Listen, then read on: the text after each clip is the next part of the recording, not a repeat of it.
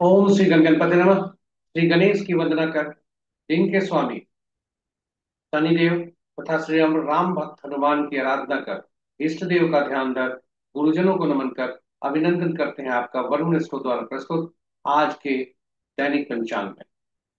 यह नित्य की भांति पांच भागों में प्रस्तुत होता रहा है और इसके पहले भाग का लघु रूप हम अलग से भी प्रस्तुत किए जा कर रहे हैं।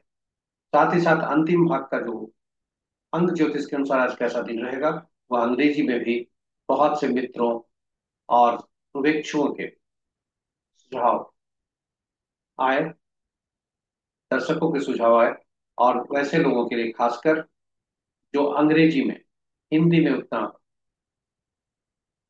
कन्वर्सेंट नहीं है, हिंदी में उनको परेशानी थोड़ी होती है खास करके नॉन हिंदी वर्ड से, तो उनके लिए विशेष प्रस्तुति अंग्रेजी में अंक ज्योतिष पर कैसा दिन रहेगा अलग से, उसमें अंक ज्योतिष पर कुछ हल्का सा इनपुट। तो चलिए आज का जो पंचांग है इसमें डेटा जो भी लिए गए हैं पंचांग से लिए गए हैं, छवि गूगल से ली गई है और यह प्रस्तुति आप तक यूट्यूब के माध्यम से पहुंचाई जाती है। तो गुरुजनों को नमन करते हैं। गुरु ब्रह्मा गुरु विष्णु गुरुदेव महेश्वर गुरु साक्षात परम ब्रह्म तस्मै श्री गुरुवे नमः, जिनके आशीष से मैं जो विषय यहाँ पर प्रदर्शित हो रहे हैं उन विषयों में हमने दक्षता हासिल की है, साथ ही साथ पीएचडी मेडिकल एस्ट्रोलॉजी में किया है। तो चलिए दैनिक पंचांग की तरफ चलते हैं। पंचांग की महत्ता को समझते हैं और फिर आगे बढ़ते हैं। पंचांग हमारे जीवन में अहम भूमिका अदा करता है। हम जो समझते हैं कि यह शुभ और अशुभ मुहूर्त जानने का माध्यम नहीं है, वास्तव में ऐसी स्थिति नहीं है। पंचांग हमारी निर्णय क्षमता को सुदृढ़ करता है। यह प्रकृति और ब्रह्मांड की ऊर्जा के साथ संतुलन स्थापित करने में सहायक होता है, जिसके फलस्वरूप हम सबके जीवन में शांति समृद्धि और सकारात्मकता का संचार होता है। अतः पंचांग का अनुसरण करके हम अपने जीवन को अधिक सफल और समृद्ध बना सकते हैं। तो ये रहे पंचांग की हमारे जीवन में भूमिका। इसकी अहम भूमिका को देखते हुए आइए चलिए पंचांग का अनुसरण करके हम अपने जीवन में शांति समृद्धि और सकारात्मकता का संचार सुनिश्चित करें, अपने आत्मबल को बढ़ाएं और अपने जीवन को अधिक सफल और समृद्ध बनाने में आगे बढ़ें। साथ ही साथ साझा करें अपने मित्रों परिजनों और शुभेच्छुओं के संग, ताकि वे भी पंचांग का अनुसरण करके अपने जीवन में शांति समृद्धि और सकारात्मक संचार सुनिश्चित करें। साथ ही साथ वे अपने जीवन को अधिक सफल और समृद्ध बनाएं। माध्यम माप। तो चलिए पंचांग के तरफ चलते हैं और आज के दैनिक पंचांग के पहले भाग की प्रस्तुति में आपको ले चलते हैं। दिनांक 5 जुलाई 2025, माह आषाढ़, शुक्ल पक्ष, 1947 विश्व बसु, शाका संवत, विक्रम संवत 2082 कलायुग, कलयुग का 5126वां वर्ष। आज का सूर्योदय 5:04 पर, सूर्यास्त 6:45 पर, sunrise at 5:04 AM, sunset at 6:45 PM। दिशा शुभ पूर्व है, फिर भी इस दिशा में यात्रा करने को बाध्यता हुई तो अदरक या उड़द की दाल का सेवन कर यात्रा में शुभता है। पंचांग के पांचों अंक: दिन वार शनिवार, तिथि संध्या 6:58 तक दसवीं, उसके बाद एकादशी, नक्षत्र रात्रि 7:51 तक स्वाति, उसके बाद विशाखा, योग रात्रि 6:36 तक सिद्ध, उसके बाद साध्य, करण प्रातः 5:45 तक तैतिल, उसके बाद संध्या के 6:58 तक गर्भ, फिर बनीच। तो ये रहे पंचांग के पांचों अंक। महत्वपूर्ण मुहूर्त में जाने के पूर्व देखते हैं कि भोलेनाथ का आज वास कहाँ है। तो चूंकि दसवीं और एकादशी तिथि आज है, इसलिए भोलेनाथ सभा और क्रिया स्थल पर हैं, जो कि शुभ नहीं है। जय भोलेनाथ। महत्वपूर्ण मुहूर्त के शुभ मुहूर्त में अभिजीत मुहूर्त 11:27 से 12:21 दिन में, अमृत काल प्रातः 9:57 से 11:45 दिन में, सर्वार्थ सिद्धि योग और रवि योग प्रातः 5:04 यानी सूर्योदय से रात्रि के 7:51 तक, विजय मुहूर्त अपराह्न 2:11 से 3:06 तक, गोधूली बेला संध्या 6:43 से 7:04 संध्या तक, निशिता मुहूर्त देर रात्रि 11:34 से मध्य रात्रि 0:15 तक। रात्रि में किए जाने वाले पूजा पाठ जब तक साधना तंत्र मंत्र आदि के लिए निशिता मुहूर्त श्रेष्ठ हुआ करते हैं। अशुभ मुहूर्त में सबसे सर्वश्रेष्ठ अशुभ मुहूर्त राहु काल प्रातः 8:29 से 10:11 तक, इस पर साप्ताहिक कैलेंडर हमने यूट्यूब पर पोस्ट किया है, ताकि अपने कार्यक्रम में सुनिश्चित कर सके कि इस पूरे सप्ताह के कार्यक्रम में जो भी अग्रिम बनाए, सुनिश्चित कर सके कि राहु काल के दौरान कोई भी आप कार्य आरंभ न करें। गुलिक काल प्रातः 5:04 से 6:46 तक, यमगंड अपराह्न से 1:37 से 3:19 तक, और वर्ज्य मुहूर्त देर रात्रि 2:07 से कल भोर 3:54। तो ये रहे महत्वपूर्ण शुभ और अशुभ मुहूर्त।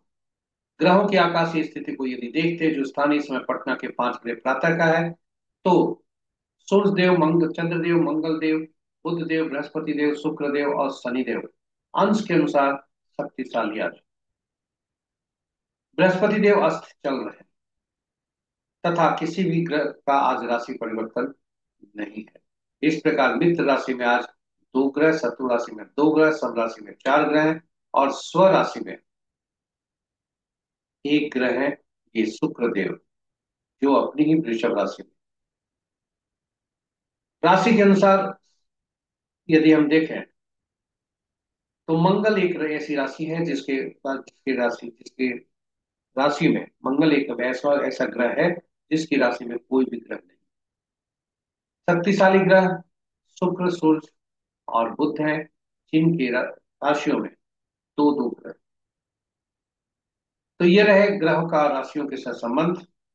किसी भी राशि का राशि परिवर्तन आज नहीं है, किसी भी ग्रह का राशि परिवर्तन नहीं है।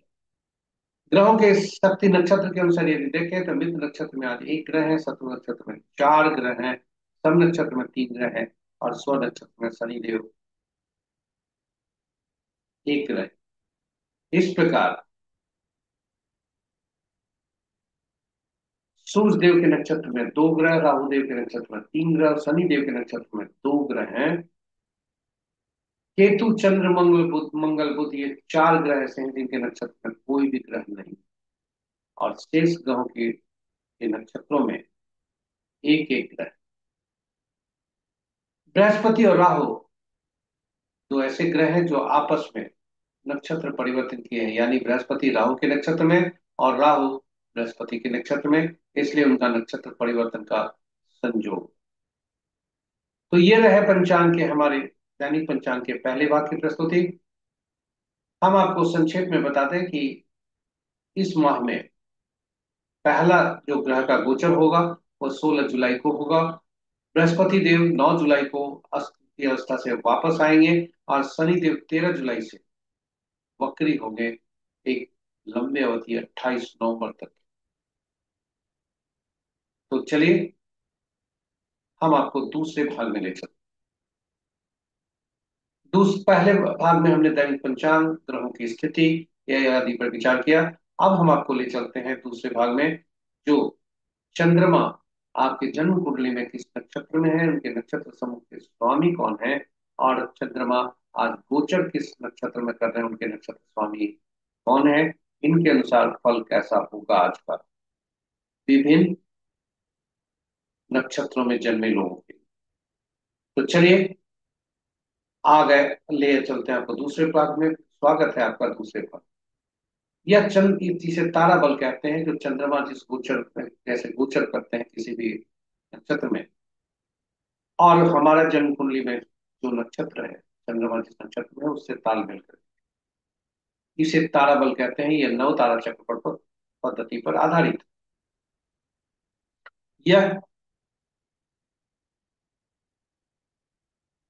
जब चंद्रमा के परिप्रेक्ष्य में देखते हैं तो इसे तारा बलन कहते हैं। जब हम सामान्य जातक के जीवन काल से संबंध देखते हैं तो उसे नव तारा चक्र कहते हैं।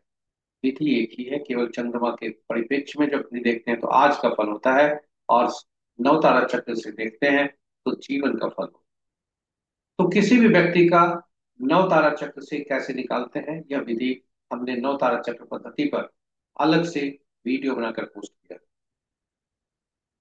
इसमें हम क्या क्या देख सकते हैं, तो संक्षेप में बता दें कि दशा महादशा का फल कैसा होगा।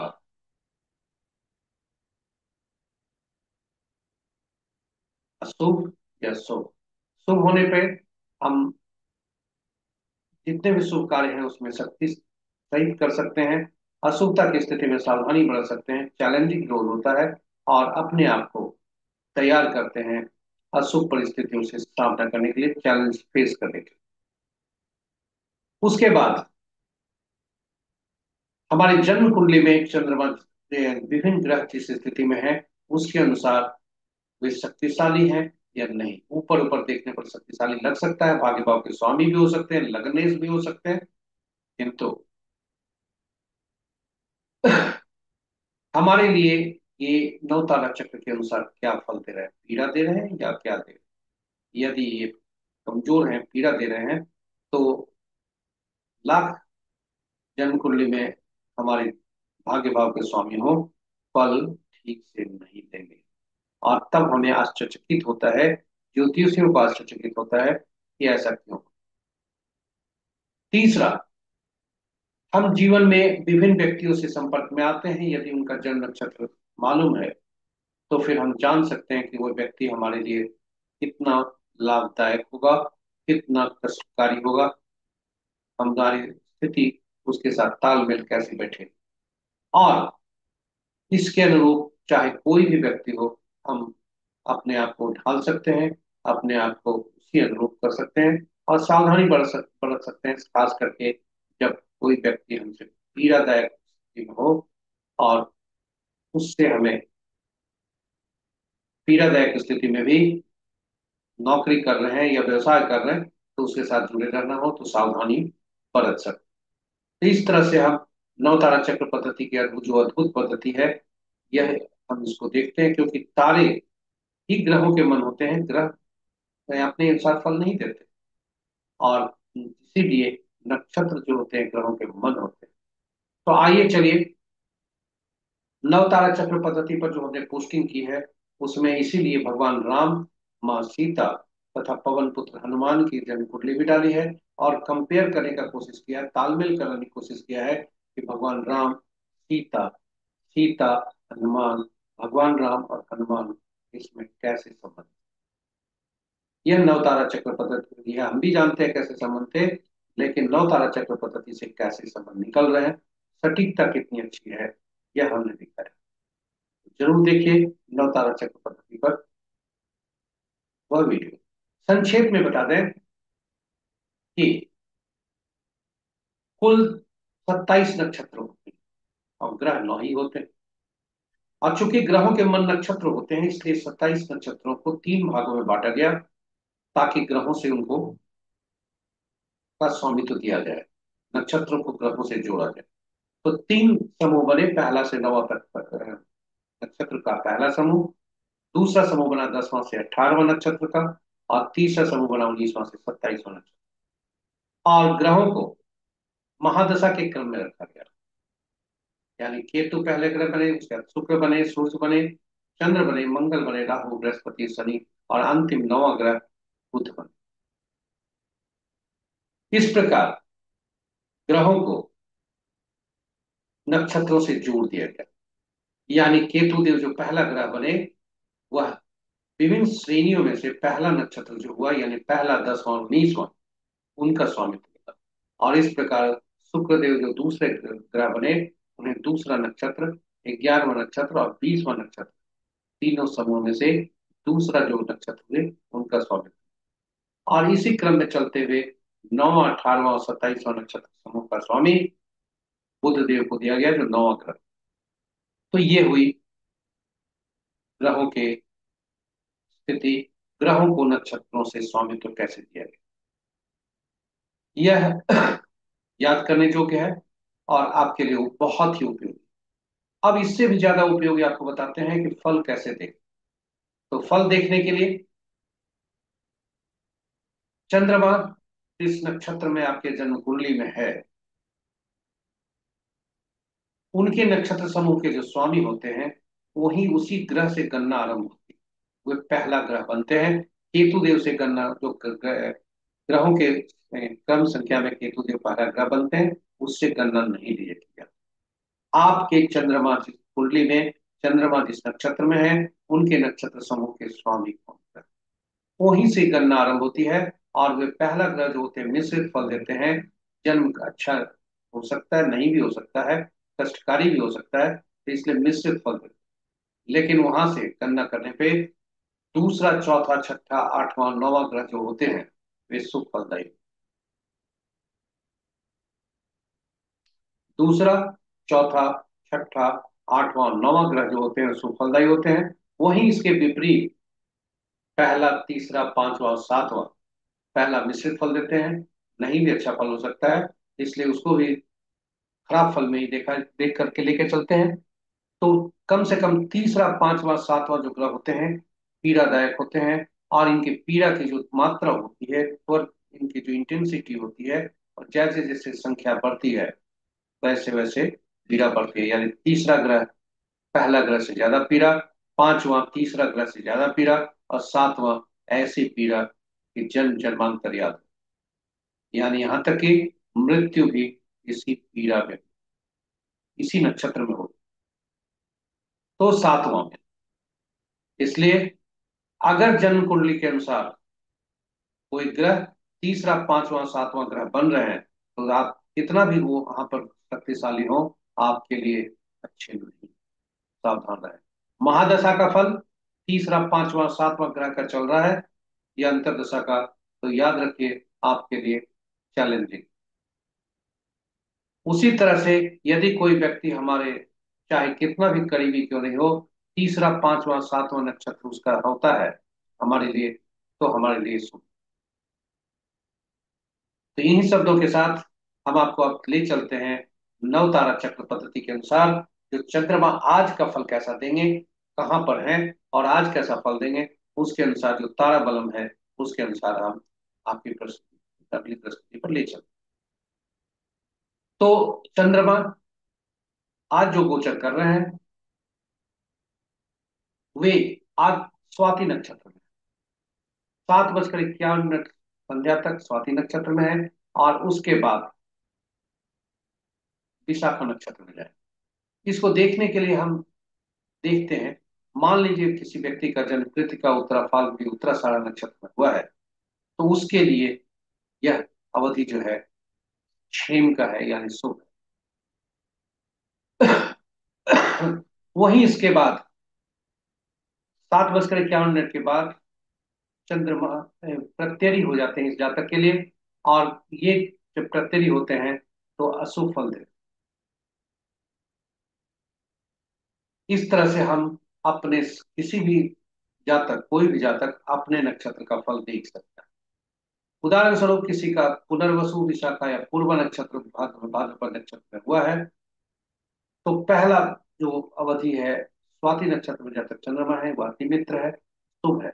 और पूर्व पूर्व पुनर्वसु, विशाखा, पूर्व भाद्रपद नक्षत्र में जन्मे जातक के लिए उसके बाद का समय, चूंकि विशाखा नक्षत्र में चंद्रमा भी है और विशाखा नक्षत्र में जातक खुद को उसका जन्म है, इसलिए जन्म उसका ग्रह हुआ जो कि मिश्रित फल मिलेगा। इस प्रकार हम सभी ग्रहों के, सभी नक्षत्रों के फल देख सकते। तो ये रहे चंद्रमा कैसा फल देंगे। अब आपका आज का दिन मान लीजिए उदाहरण के लिए प्रत्यय बनता है या जन्म में बनता है, तो शुभ काम जो भी आप करने जा रहे हैं वह नहीं करना चाहिए, क्योंकि अशुभ तक इसका संशय बना रहता है, अशुभ तक स्थिति हो सकती है। इसलिए कई लोगों से हमें सुझाव आया कि इसका उपाय क्या है। यदि बहुत जरूरी हुआ तो उपाय आप कर सकते हैं, लेकिन उपाय उपयोगी होगा इसकी हम कंफर्मेशन नहीं करते, इसकी हम का रिस्क नहीं लेने के लिए आपको कहते। फिर भी सुझाव के अनुसार ऐसा सुझाव आया कि उपाय बताएं। तो जन्म नक्षत्र में यदि है तो पीला कद्दू पत्ते वाली सब्जी का दान करें, विपत्त में है तो गुड़ का दान करें, प्रत्यरी में आपका आज का समय है तो नमक का दान करें, और नैधन्य है तो किसी भी हालत में उसे त्याग करें। बहुत अति मजबूरी की स्थिति में तिल सहित स्वर्ण का दान करें।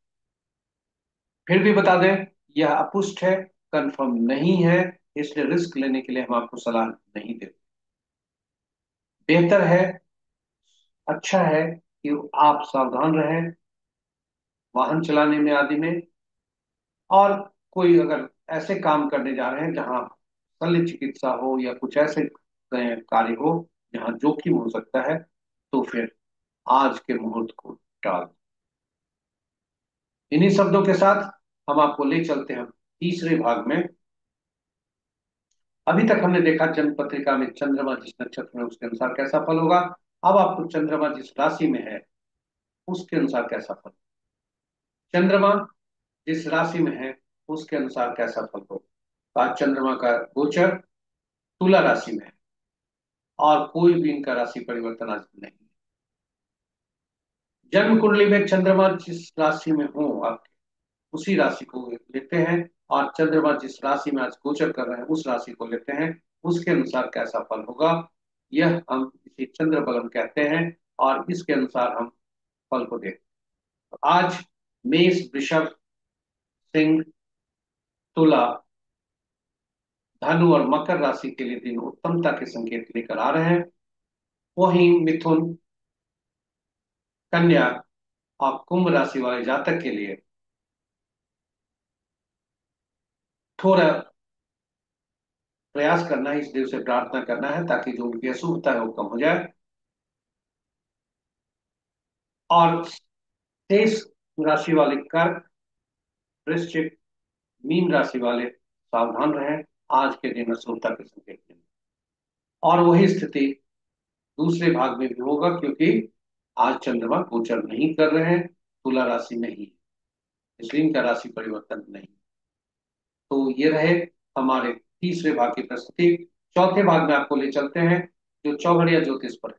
यह शुभ और अशुभ मुहूर्त दर्शाता है कि कौन से मुहूर्त में अच्छे काम करने चाहिए, कार्य आरंभ करना चाहिए। यह मुहूर्त देखने में भी काम आता है, समय भी दर्शाता है, काल भी दर्शाता है और किसी भी शुभ काम को करने के लिए इसका उपयोग किया जाता है।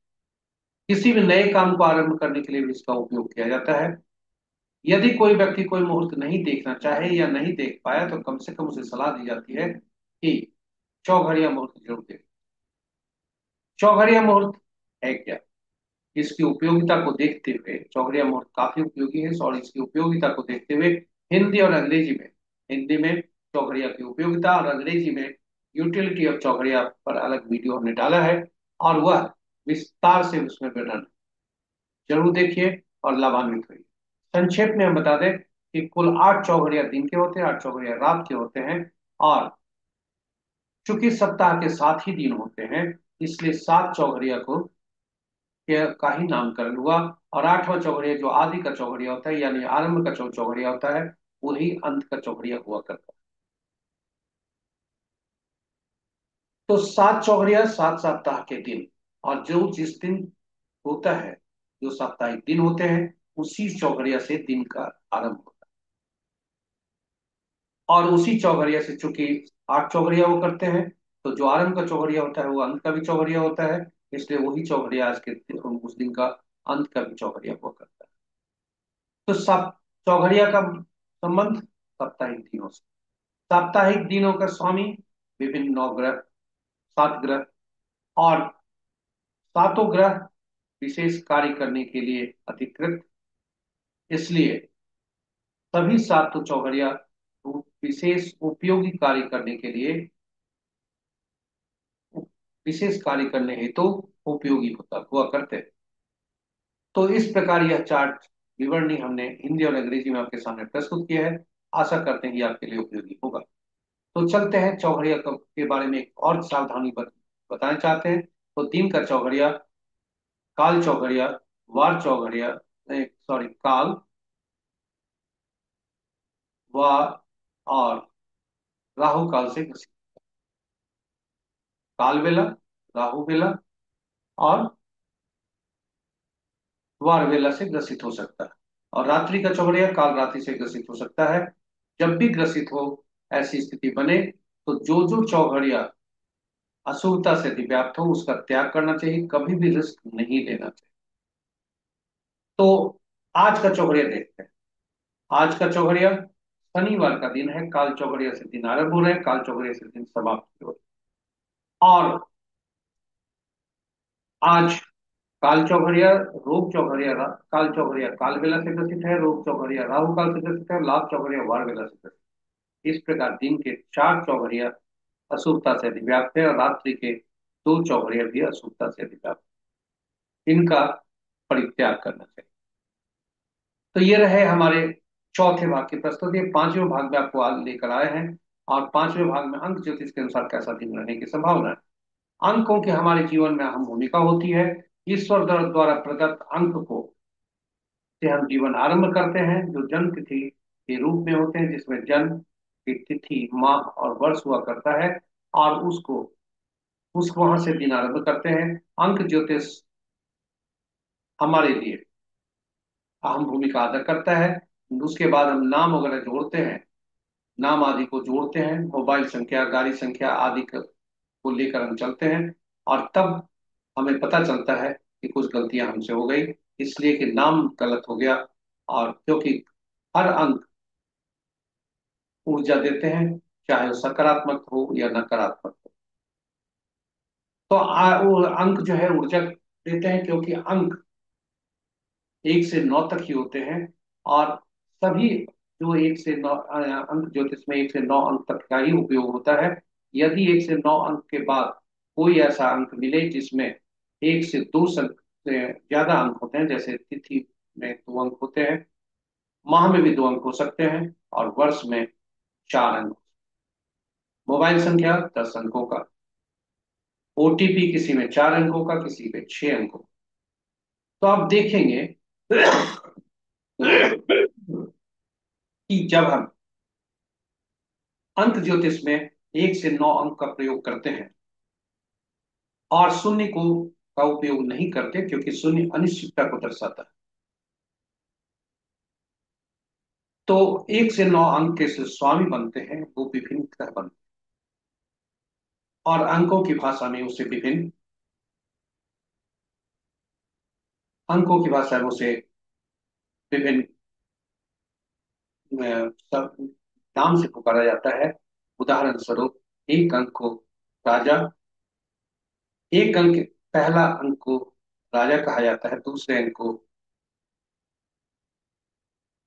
पहला अंक के स्वामी, पहला अंक के जो स्वामी बनते हैं सूर्य, दूसरे के चंद्रमा, तीसरे के बृहस्पति, चौथा का राहु, पांचवा का बुध, छठा का शुक्र, सातवां का केतु, आठवां का शनि, और नौवां का मंगल। 5 अंक ऐसा होता है जो बहुत ही अच्छा होता है, क्योंकि यह 1 और 9 के बीच का होता है, बैलेंस करता है, संतुलित करता है। अंकों के राज में एक अंक राजा से जाना जाता है, 2 अंक रानी से, तीसरा गुरु से, राजगुरु से, चौथा नियम तोड़ने वाले से, पांचवा पांचवा राजकुमार से, छठा मंत्री से, जो वैभव आदि निश्चित करें, सातवां केतु स्पिरिचुअल गुरु जिसे बोलते हैं, आठवां शनि जो न्यायाधीश भी होते हैं और कार्यपालक भी होते हैं, नौवां मंगल जो कि सेनापति। और इस प्रकार अंकों का आपस में तालमेल हो। उदाहरण स्वरूप, 2 अंकों 9 से कोई मतलब नहीं है, क्योंकि रानी को सेनापति से कोई मत ज्यादा मतलब नहीं होता, इसलिए 2 9 का तालमेल अच्छा नहीं होता। और इसी तरह से मित्रता दोनों होती है, शत्रुता होती है। अंकों के बाद अक्षर हमारे पास शब्द होते हैं, शब्द में अक्षरों का समूह होता है, और वे उन शब्दों को, जैसे नाम हमारा है, उसको भी हम अंक ज्योतिष के अनुसार उसे बदल देते हैं अंकों में, और तब उसका उपयोग करते हैं। और अंक में बदलने के लिए हमारे पास जो नियम है, हर अंकों का, हर अक्षर का अंकीय मूल्य होता है, इसलिए जो भी हमारे पास शब्द होते हैं उसको उनके अक्षरों के अंकीय मूल्य से परिवर्तित कर अंक निर्धारित कुल योग करते हैं, और जो योग होता है उसे फिर एकल अंक में परिवर्तित कर फिर हम उसका उपयोग करते हैं। यह बहुत ही महत्वपूर्ण है, सीखने के लिए भी, सिखाने के लिए भी, और इसका उपयोग करने के लिए। अंक ज्योतिष में अगर हम इस पर पारंगत कर लें, फिर हमारे लिए समस्याएं कम हो। उस तरह से हम अपने मोबाइल संख्या का भी योग कर करके देखते हैं कि वो हमारे लिए एंटी है, या मित्र है, या शत्रु, या तटस्थ है। साथ ही साथ जीवन में आने वाले आप देखेंगे कि आपका जो प्राइम नंबर होगा, जिसे जन जन टोटल जन तिथि का योग कहा जाता है, या आपका जो जन्म तिथि पर जो भाग्य अंक होता है, भाग्यांक, जिसे जन्म तिथि, माह और वर्ष का योग कहा जाता है, आपको ओटीपी जो भी आता है, आप उसको योग करेंगे तो अक्सर देखेंगे आपको वह अंक बार बार आपका टकराता है, जो मूलांक और भाग्यांक होता है। तो चलिए, अंक ज्योतिष पर आज इतना ही। थोड़ी सी परिचर्चा अंक ज्योतिष पर हो गई। आज का दिन अंक ज्योतिष के अनुसार कैसा है? तो आज का दिन 5 जुलाई 2025। आज का मूलांक 5 बनता है, भाग्यांक 5 7 और 2025 को जोड़ते हैं तो 3 बनता है, एक अलग। 5 और 3 का संबंध 6 होता है, इसलिए ऐसे जातक का जिनका 5 और 3 का संबंध है, या 3 और 5 का संबंध है, उनके लिए जीवन अच्छे से कटने की संभावना है। तो आज का भाग्यांक और विभिन्न मूलांक से कैसा संबंध होगा, चलिए उसे देखें। 3 मूलांक वाले आज का भाग्यांक है, तो ये 3 का संबंध एक मूलांक, मूलांक 1 2 3 4 5 8 और 9 के साथ, 7 8 और 9 के साथ बहुत अच्छे। 4 के साथ तटस्थता हो सकती है, 1 के साथ बहुत अच्छा, 2 3 5 8 9 के साथ उत्तम। और इस प्रकार कहें कि जिनका जन्म तिथि किसी भी माह का 1 10 19 28 हुआ हो, एक मूलांक बनता है, 2 11 20 29 हो, 2 मूलांक बनता है, 3 12 21 30 हो, 3 मूलांक बनता है, 4 13 22 21 हो, 4 मूलांक होता है, 5 14 23 हो, 5 मूलांक होता है, 7 16 25 7 मूलांक होता है, 8 17 26 8 मूलांक होता है, 9 18 27 9 मूलांक होता है। ऐसे किसी भी माह का जन्म तिथि हो तो उनके लिए आज का दिन शुभ है। वहीं ऐसे व्यक्ति जिनका जन्म 6 15 24 तारीख को हुआ है किसी भी माह का, उनके लिए सावधानी है, क्योंकि उनका मूलांक 6 बनता है, और 3 और 6 का संबंध 36 का, और ये 63 का ना होकर 36 का हुआ करता है, आपस में शत्रुता। क्योंकि बृहस्पति देव गुरुओं के, देवताओं के गुरु हैं, और शुक्र देव दानवों के, इसलिए शुक्र देव और बृहस्पति देव में ठनी रहती, दोनों ज्ञान के देव। बृहस्पति देव वैभव नहीं चाहते, क्योंकि वो शुक्र का चीज है। शुक्र देव ज्ञान भी है उनके पास, और वैभव। तो चलिए, इन्हीं शब्दों के साथ हम आपसे सलाह ही आज का यही देते हैं कि जिनका 6 मूलांक होता है, जिनकी जन्म तिथि 6 15 24 तारीख है, वे सावधान रहें, स्वास्थ्य के प्रति लेकर वाद विवाद से दूर रहें, नहीं तो समस्याएं आ सकती। इन्हीं शब्दों के साथ इस प्रस्तुति को हम यही विराम देना चाहते हैं, और आप हमसे बने रहे इसके लिए बहुत बहुत धन्यवाद। यदि आप इस प्रस्तुति को पहली बार देख रहे हैं तो हमारे चैनल को सब्सक्राइब करें, साथ ही साथ नोटिफिकेशन बटन को दबा दें, ताकि हर प्रस्तुति की सूचना आपको मिल सके और आप उससे लाभान्वित हों। आप सबों से अनुरोध है कि इसे साझा करें अपने मित्रों, परिजनों और शुभेच्छुओं के संग, ताकि पंचांग का अनुसरण करके वे अपने जीवन को सफलता बना सकें, जो नव तारा चक्र के अनुसार उससे फायदा उठा सके कि ग्रहों की महादशा कैसे फल दे रही, या विभिन्न उससे जो फल है उसको फलित कर वे खुद अपने आप को कैसे समय के अनुसार ढाल सकते हैं, कैसे अपने आप को उसके अनुरूप अपने आप को ले जा सकते हैं, ताकि सफल हो, असफलता हाथ कम लगे। और चौगड़िया मुहूर्त के अनुसार शुभ फल देख सकें, साथ ही साथ अंत में अंक ज्योतिष से भी फायदा उठा सकें। इन्हीं शब्दों के साथ हम आपसे विदा लेते हैं। जरूर साझा करें। कल तक के लिए नई प्रस्तुति के साथ तो उपस्थित होंगे, तब तक के लिए शनिदेव तथा श्री राम भक्त हनुमान की कृपा पर बरसती रहे। जय शनिदेव, जय श्री राम, जय हनुमान।